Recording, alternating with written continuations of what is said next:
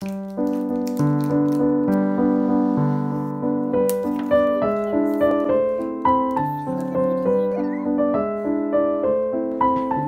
iyi bayramlar.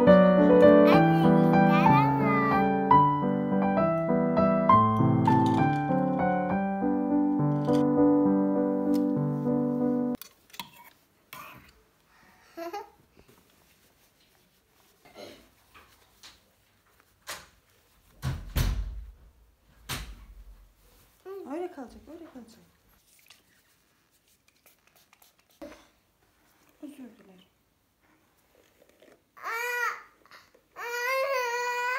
Acıyor. Ama çok yumuşak taranıyor.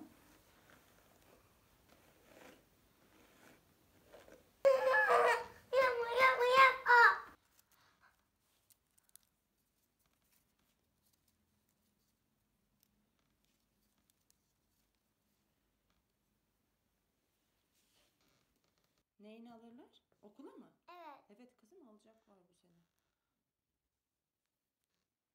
sene. Tabii ama. Ne? Kız. Adı ne? Emine mi? Ay kız ne? Yusuf'un adı Emine. Benimkisi de sosis. Evet. Benim öğretmenim adı da sosis. Öyle mi? Evet. Öğretmenime sosis diyorlar, sosis. Adı güzel mi senince sosis? Evet. Sen sosis öğretmenini seviyor musun? Seviyorum.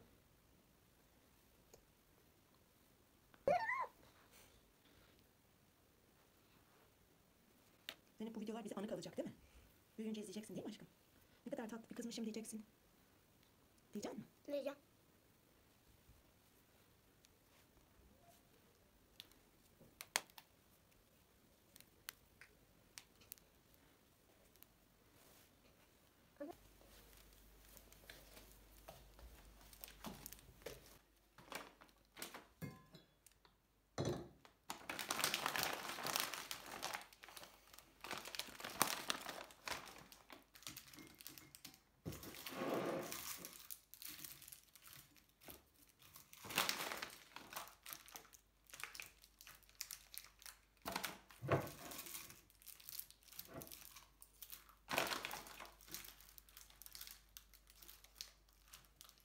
Cebinde de var aslında. İstediğimiz zaman yiyebiliriz.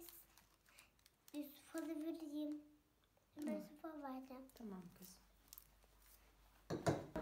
Zeynep, iyi bayramlar. Anne iyi bayramlar. Buraya koyalım. Şimdi oturayım güzelce. Hadi şurada dur bakalım.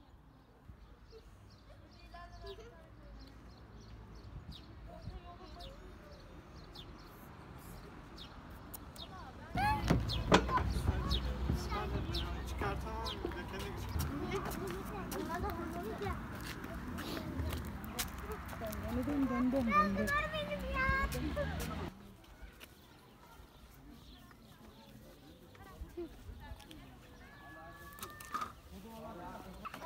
Bu Yusuflar ekmek yemek için yiyecekti. Anne keşke bakın buraya alacağız. Bunca bana bir sürpriz verecek. Nasıl?